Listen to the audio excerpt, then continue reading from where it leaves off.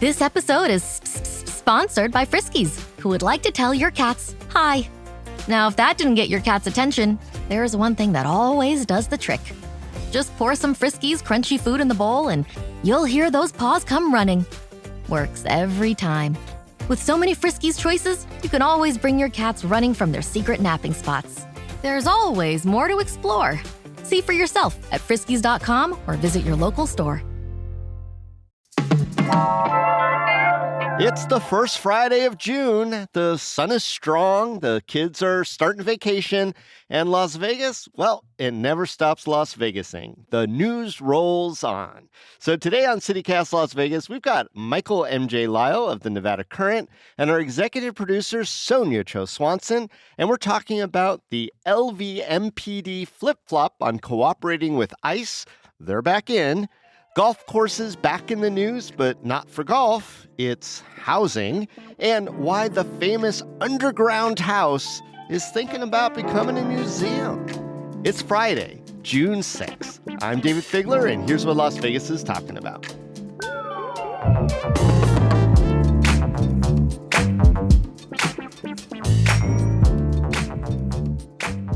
MJ and Sonia, welcome to the Friday News Roundup. Good morning, good morning. Good morning. Good to see you, and welcome to all our new listeners. I know a lot of you came in to hear that great June guide with our friend Michael M.J. Lyle, and here he is talking hard news.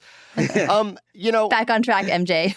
I know. Back on track, MJ. Back on track to the hard wheelhouse. stuff. No more fun stuff for me. No more fun for you, sir. And no more fun for a lot of us, because after months of shenanigans and a little bit of progress, the Nevada legislature has come to the end of yet another session. 2025 Wait, is done. this the hot ledge line? It will be the hot ledge line. Okay. Yeah. Because, what we usually do is a hot headline of the week that didn't quite make it into the news roundup. But because the legislature's been so active, we've been doing hot ledge lines. And, today, for the last ledge line of the year, we're going to highlight last ledge line. The vetoes that Governor Lombardo is starting to issue. 30 so far. That's well short of the record that he set last session with 75 vetoes. But hey, there's still time. There's still time. There's still time. All right. So I want to give a shout out to the Nevada Independent. They have a really easy to use veto tracker, kind of keeping Lombardo accountable. And it also puts in the reasons why he decided to say no go, despite it passing through the legislature, both in the Assembly and the Senate. So, y'all, any bills that you're shocked or saddened to see get that veto pen, which the Dems will not have the power to overturn? I don't know if I was shocked or saddened, but I was disappointed to see that AB 205 got cut in the final round. This bill would have changed the consent process for sex ed from opt-in to opt-out. So that's a big difference, right? If you have to have parental confirmation to opt in to sex ed, a lot fewer kids are going to get that education than if you have to have parental consent to opt out. So that shift, I think, would have expanded access to a lot more youths across our state. And unfortunately, that was axed in the final round. I'm going to try to guess for MJ's. Simply because I feel like in his years of contributing now to CityCast Las Vegas, I've kind of got to know a little bit about the way he goes about it. I want to throw you a curveball just because I don't want to be put in you a box. might. See, I was under the impression you might be intrigued by the fact that it seems like Lombardo has vetoed every single housing reform bill or bill intended to increase affordable housing. I will talk about that, and I won't throw a curveball. That was on my list of things I'm tracking anyway. But you don't know me, but you do know me. But we do know you also.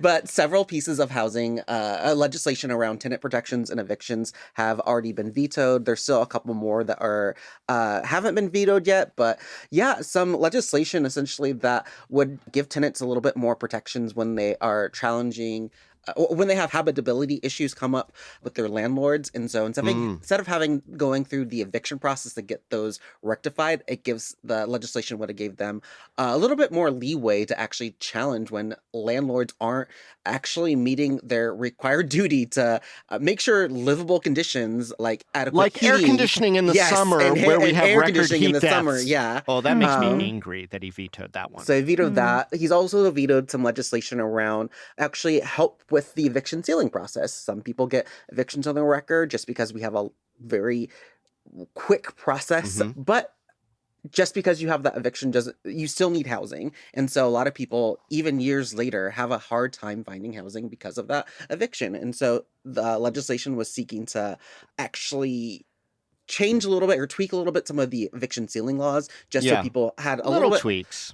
just little tweaks. So like after a year, at least people could actually start getting back on track. Yeah, I read all the notes on the housing ones that he's vetoed so far in that indie tracker, and it just is like, well, we don't want to give too much power to tenants. And it's like, dude, they have a none, They have none, yeah. 0. very little in our state. So, Yeah. actually what's interesting to me about housing laws, and I think you actually wrote about this, MJ, last week for the Nevada Current, a bill that died, yes, in the legislature before it even came to the governor's desk was, Senate Bill 391, which would have reined in corporate home ownership. And this is again, a broad bill. It would restrict corporate Yeah. investors from purchasing more than 100 units per year. That's a big number of units, right? And Yeah. it failed by one vote. Ira Hansen, Republican Senator Ira Hansen, at the request of Governor Lombardo, he was actually in favor of the bill before Governor Lombardo requested that he change his vote. And I want to refer people to our remarkable roundup of the legislative session that we did here on CityCast with Tabitha Mueller from the Nevada Independent. Ira Hansen has become the character of this last legislative session. Oh my gosh. He- The last Acting up. the last 3 days with Ira Hansen, and just really talking. quickly for people Just who don't talking. know that name, because he's not from down here, who is Ira Hansen, MJ? He is a legislator up in Northern Nevada. He's quite A character? The character. a character. Yes. Thank you. There we go. Mustachioed. Quite a character. Real House Senators of Nevada. He makes some pretty outlandish statements throughout his history as a lawmaker and did not disappoint. I'm sure Governor Lombardo did not want that quiet part out loud. I'm sure he did not want his fingerprints on the fact that he wanted this bill dead, but Ira Hansen got up and said the quiet part out loud, saying, I want to vote for this, and I'm frustrating I can't, but Governor Lombardo told us not to. Wow. Yeah. Well, we'll be keeping an eye on all the vetoes, and if any real notable ones come up, I'm sure we'll be discussing it right here on CityCast Las Vegas. Okay, let's jump into the news. Oh, Metro, Las Vegas Metropolitan Police Department, fondly referred to as Metro, now has announced that they are cooperating with ICE, but it hasn't always been that way. MJ, can you explain kind of where we've been and where we are right now? Yeah, absolutely. So, as you know, with the Trump administration, immigration and deportation is hot on its list of things that it wants to accomplish. And it has been pressuring local governments to go about and doing so for months and months and months.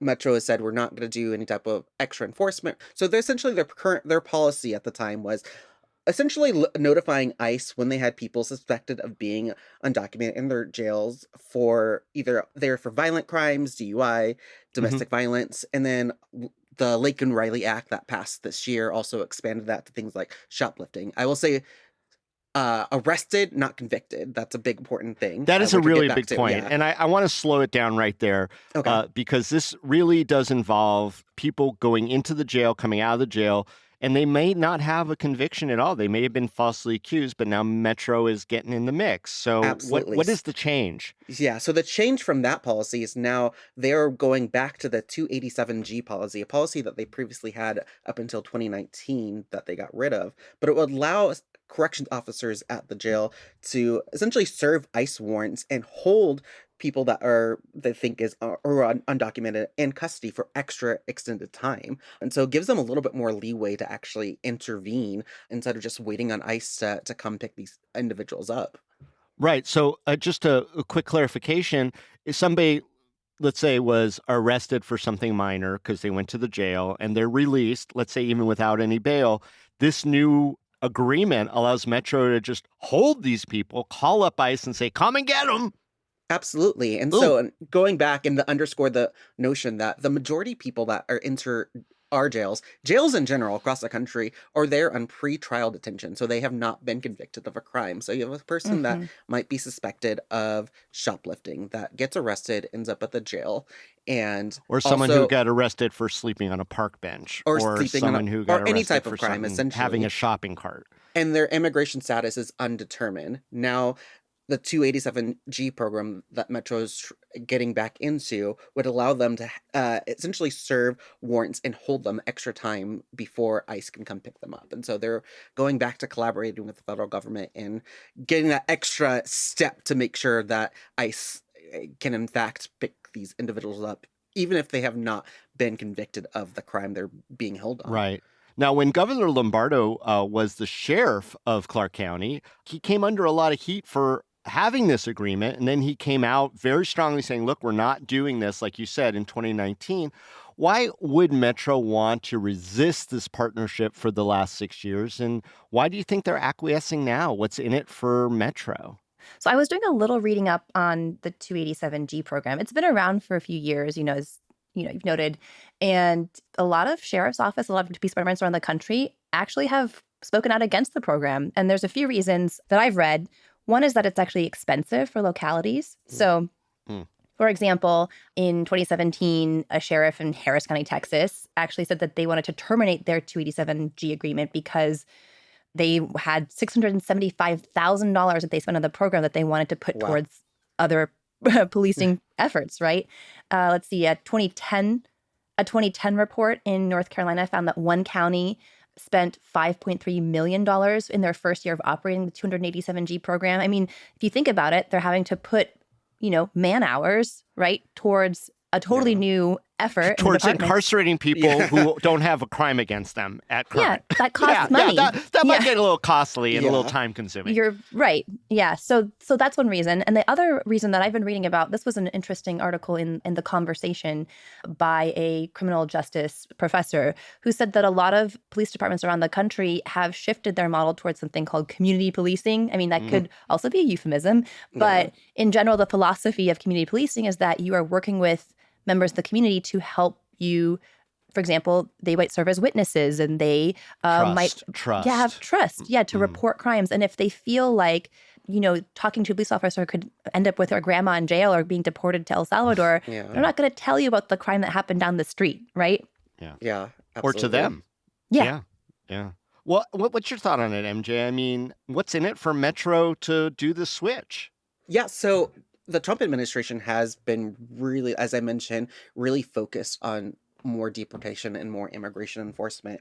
Back in April, they issued an executive order asking the Department of Homeland Security to essentially find quote-unquote sanctuary cities that weren't cooperating, with the potential of them facing, these cities that weren't cooperating, facing pushback and maybe getting funding pulled away from them. As we know, we've seen Trump kind of use funding and the threat of stripping funding from places as a mechanism of enforcement and to enforce his agenda. And so Metro does get about $30 million of funding, and that could be, I could see... in general, $30 million from the federal. Okay. Yeah, and so I think in one interview, Sheriff McNeil was mentioning that funding could be at risk, in addition to saying he doesn't want quote-unquote undocumented criminals on his streets, even though the people in his jail aren't necessarily criminals because, once again, they're there on pretrial detention and have not been convicted of crimes. But there is the threat of funding. There is a lot of threat coming from the Trump administration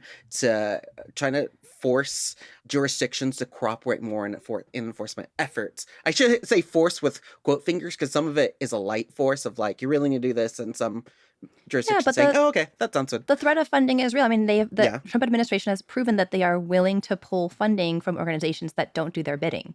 I could go down a very long history of all the really bad decisions that have been made within the state of Nevada because of modest amounts of funding being potentially at risk. I mean, we're very gun shy about that. Thing is that with this whole sanctuary city moniker, everyone just, it's very divisive.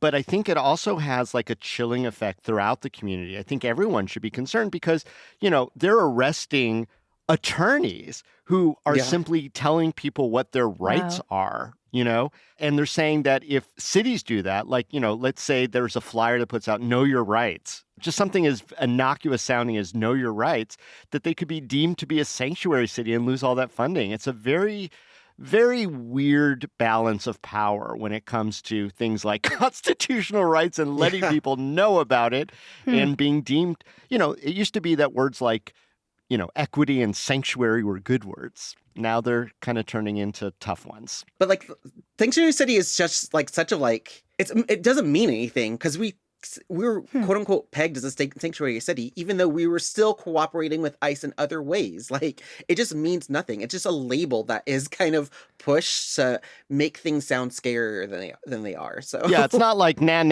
you're in Las Vegas, you can't do anything to no, me. That's not exactly. what it means. Like,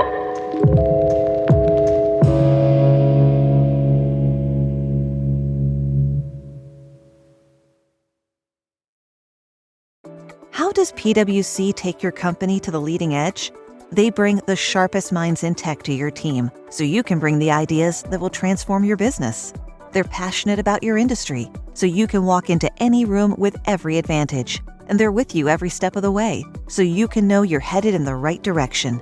PwC builds for what's next so you can get there now. Get started at pwc.com/us/leading edge.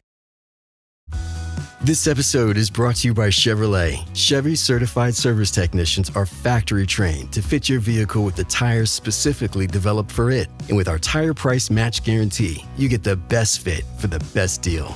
Let us do the work. Available on select eligible tire brands at participating dealers only. Offer ends 12/31/2025. Terms apply. See dealer for complete details. Visit Chevrolet.com/service to learn more. All right, well, let's move on to the second topic. A golf course in Las Vegas that has run into, I guess, disuse has been bought, and not without its controversy. Sonia, what's going on with all these golf courses in the news in Las I Vegas, and especially this know. last one? I know. Well, you'll hear a lot of echoes of one of our favorite stories, cough, cough, Badlands. Badlands. But this is actually the Silverstone Golf Course, which is up near Gilcrease Orchard, just south of Tule Springs. You know where that little kind of Oh, it's pocket beautiful of land is. up there It right is now. beautiful, but the golf course has fallen into deep disrepair. In fact, the clubhouse burned down, and a few years ago, the golf course is dry and crispy, and returning The to the earth desert. is taking back The earth is taking back the golf the course. and blasphemy upon its nature land. nature is what was the thing we used to say during COVID? Nature is returning. Nature's healing. Nature is Nature's healing. Yes. Well, this comes from a great piece from Eli Segal over at the RJ, and we found out on Monday that longtime real estate investor Khusro K. Rouhani confirmed that he was the buyer of the Silverstone Golf Course. The property sold at the Clark County Treasurer's trustee auction last month for $2.8 million. Bargain. Yeah, well, for that amount of land, right? I mean, golf courses that are 18 holes are generally about 150 acres, so a lot of land. Yeah.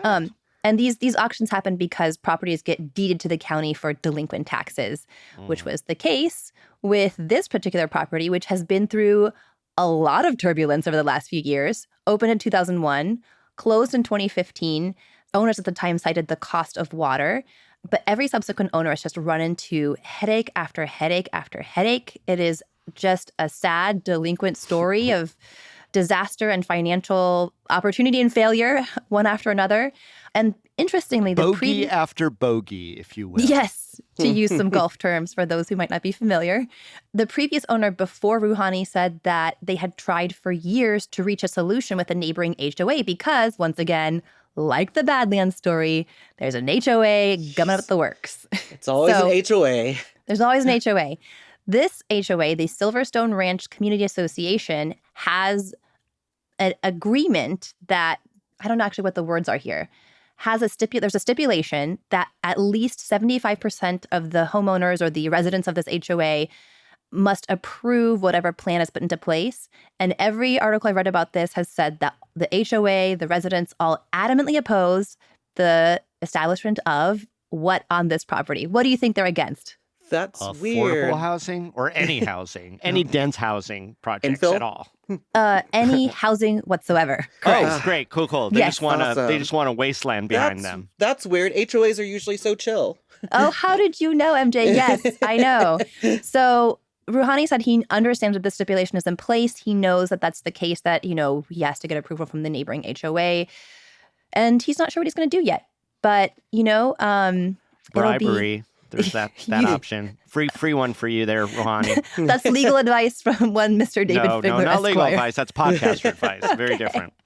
Well, it seems like nearby homeowners who, as you said, have a say in this and their opposition to it could change their mind. I mean, my jokes aside, what could convince them otherwise? I think ultimately it's going to come down to like financial incentives. So thinking totally outside the box here, what if we gave these people in the HOA a stake in whatever housing development was built near them? And that way they could see like the success of this housing development also enriches them.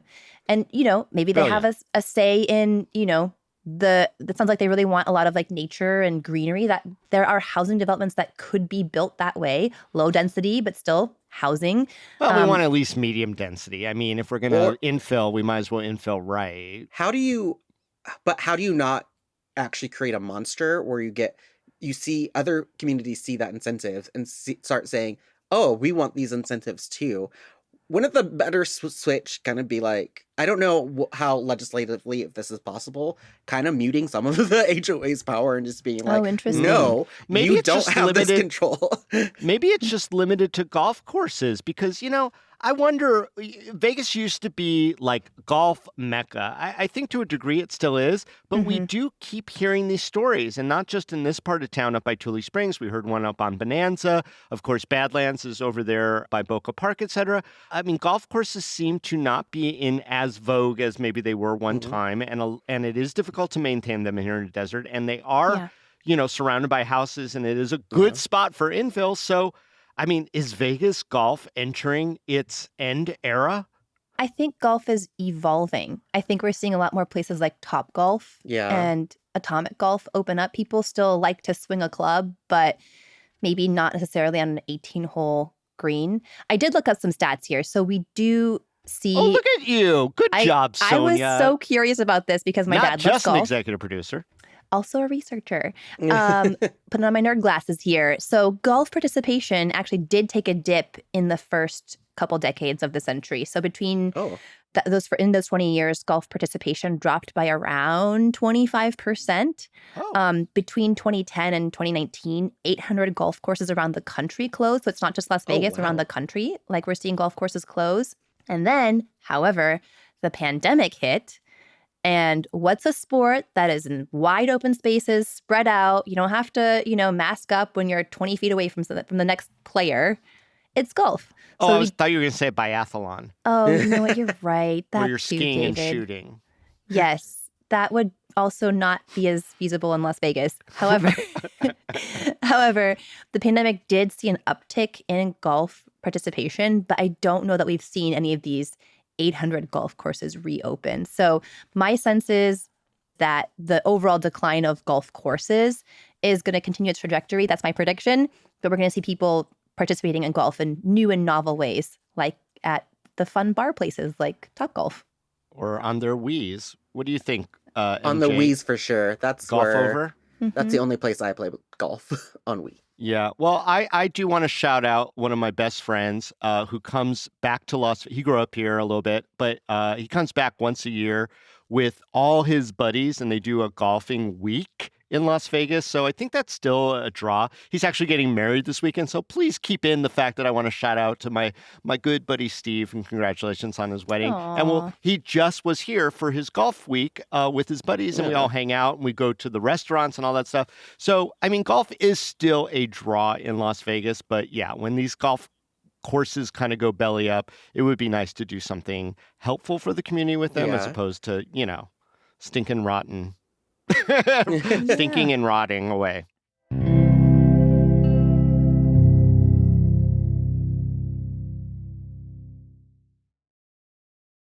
This episode is brought to you by Nespresso and Samra Origins by the Weekend Coffee Collection. Introducing Samra Origins, My collaboration with Nespresso is a connection to my roots, to my mother, Samra. Coffee that hits the right notes. It transports you. Crafted with unique notes and bold, soaring flavors. Experience a taste that moves you. Nespresso and Samra Origins. Discover more at Nespresso.com. This episode is brought to you by San Pellegrino. A meal isn't just about what's on your plate. It's about what you bring to the table. San Pellegrino believes the table is where the best of life happens. That's what makes gathering around it so rich and rewarding. And with their unique sparkling natural mineral water, San Pellegrino brings its best so you can bring yours. All right, let's go to the last topic. And this is a fun one because I've actually been in this space. So jealous, David. I'm so jealous. Too, actually. Have you heard of the Underground House in Las Vegas? Yeah, actually, when I was a reporter with the Review Journal, one of my colleagues actually did a story about it. I think it was one of the first person that did a really in-depth profile on this place. Oh, cool. So it's kind of over in the behind the Boulevard Mall area, kind of like Paradise Palms adjacent up there a little bit. When I was a kid, it was being built, and we had all sorts of mythology about this place as a secret bunker and this and that and the other thing. I was finally invited by the Home and History Tour to kind of go down there and do the whole walkthrough. I went actually with producer Layla Muhammad, and we were just slack-jawed at how weird and cool and interesting this space was, which was painted in ways designed to make it seem like you were in an outdoor space. So is the entire house cool. underground, or is there an above ground part of the house too? The above ground part is what we call de minimis. It is mostly underground, Wow. which is totally interesting. The guy was actually into cryogenics and has like one of the old school tubes down there where they actually hold bodies. Not that there was a body in it. There was like a mannequin in there. Oh, thank God. But let me just tell you a little bit about this space. So it's 17,000 total square feet. 14,000 of them are basically this basement. The guy who built it earned his money with Avon. He was the Avon guy. No way. So nothing but money. The original multi-level marketing fella. Anyway, it was all about futuristic preservation concepts. That's kind of the idea of it. And Avon is also a futuristic preservation concept. Yes. well, yes. Your skin will be shellacked in. So there's an indoor swimming pool. There's spa. There's a little putting course talking about alternative golf. There's a dance floor. We saw a giant disco ball. There's some naughty paintings down there if you go to the right spot. There's a wet bar and and a futuristic kitchen. All of which would be available to people if this becomes a museum. I mean, people should absolutely 100% Google Underground House Las Vegas because the pictures are phenomenal. There's literally trees that go up through the ceiling. Wow. It was a wonderful space to be in, and it was purchased some years ago by the biomedical company called Stasis Foundation.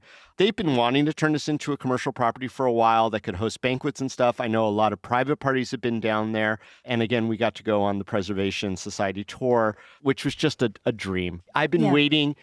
I'm going to literally say it. My whole life to go into the underground house, and it did not disappoint. As cheesy as it is, it was wonderful. So if it was a museum, then because I know I've wanted to go too, but it's really hard to get into. Like it's kind of one of those it's a tough ticket, and when they do events down there, you have to either be invited or it's really someone. expensive. Like really, and this is one of those things in Vegas where like you really have to know someone or crash. Just kidding. You can't crash. They got some security, my friend. Yeah. But if it was a museum, that means I could just buy a ticket and go, right? Yeah, 100%. And take the tour and the whole thing. And it is worth it. They've got the wrap down. I would love to do that tour. Yeah. Mm-hmm. Well, I guess it begs the question in a certain way. If we're going to turn this into a museum, what other properties or houses in Las Vegas should also become designated as museums? Well, I actually recently toured a space that was a house that already became a museum, which is the Rita Deenan Abbey Museum, where David, we did a live podcast there, event which there. will be airing sometime soon. Yes, later this month. It is incredible. Beautiful space, gorgeous it's gallery, gorgeous. Yeah. amazing sunlight. They have outdoor garden spaces also where they have Outdoor sculpture art. garden. Yeah. Yes, outdoor art as That's well. so cool. Fruit trees. And then they're actually planning, when I talked to the director, the side of the house where the family lived, there's two sides, kind of a gallery space and like a home side. Mm-hmm. The home side, they're actually planning on turning into like an event space where you could have like weddings and, It's private perfect. events. And it's It's kind of out there gorgeous. far enough off of Ann Road Yeah. where you've got the beautiful mountain view, you got the amazing pinky sunsets, and I would love to go to an event out there. Have you ever Yeah. been out there, MJ? It's so cool. I have not. Now I want to. Yeah, Rita Dean and Abby was a storied Las Vegas-based artist who is probably recognized more internationally than she is in her old hometown, but she passed not terribly long ago, and they really created a great tribute to her. It's the only single artist museum space in Las Vegas, so it's pretty cool. Mm-hmm. I'm going to throw mine in there. I've had the privilege of being in the home of one Mr. Bob Stoddall.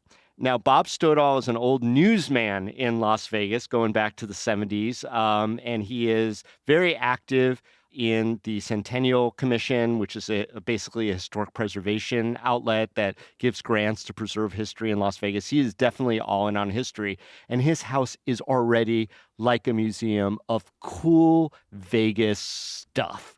Like What kind of stuff? Chips from every hotel and like the brochures and artifacts from hotels that don't exist anymore. And he's got them all in these beautiful menagerie display cases and whatnot. And he knows everything about all of them. And so I think, I want Bob to be around forever. But beyond that, I think his house would make a great tribute to just pure, straight up love of Las Vegas history. So, Bob, if you're listening, start the process now for, 100 years from now that your house becomes this beautiful Vegas museum. Do you have any thoughts, MJ, on a space in town that might make for a good museum? I mean, it's still somewhat active, but Boulevard Mall, I think, was part of my childhood. And one day, There you go. You could see some of it changing so much. But one day, like in the future, when we're all just ordering online and AI is taken over, maybe that could be a mall of a once upon a time of a place where we would go and gather and it was a beautiful many transitions. Yeah, it was a beautiful mid-century modern It was. marvel when it opened up in the 60s on Maryland Parkway. It's gone through a lot of changes, lost all their anchors, basically. yeah. You know what I'm thinking of, MJ, when you say that? You've ever been to like a museum of natural history and they have like the Neanderthals set up Yeah. in the way that people... I think you can do an exhibit like that with Hot Topic. And you could just have Yes. goth kids like shopping for the T-shirts and stuff. You know all those old defunct motels on Fremont Street, which there have been really interesting projects happening. I think Ferguson's turned, obviously, one of them into like, restaurant shopping area. A the gathering Safari space. Too. gathering Yeah. space. The Safari Motel got turned into like a, transitional housing project for Supportive the housing. unhoused. Yeah. Supportive housing. What if one of them was a museum? We could, talk about a certain era of Las Vegas and when things were growing and cars and drive-up motels were like, the de rigueur. Free idea. Both could be museums in like 300 years when the desert has made living in Las Vegas obsolete and people just come and visit and be like, once upon a time, people lived here. Look, there's Once upon a malls time, and- people lived above ground in Las Vegas. As we all That's right. clamor to our uniquely individualized underground homes. Well, that's a great way to end this week's Friday News Roundup. Sonia and MJ, I really appreciate you being here. Thanks so much for being on CityCast Las Vegas. Thanks for having me. Thanks.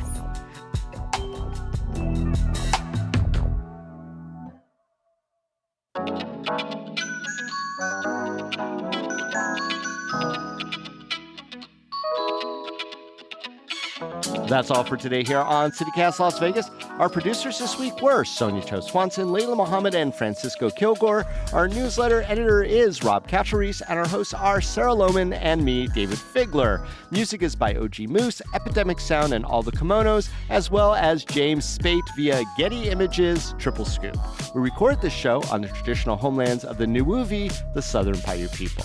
If you enjoyed the show, hey, you should go tell a friend. You could also rate our show with the little stars, leave us a review, and subscribe to our morning newsletter, Hey Las Vegas. We'll be back Monday morning with more news from around the city. Till then, stay lucky.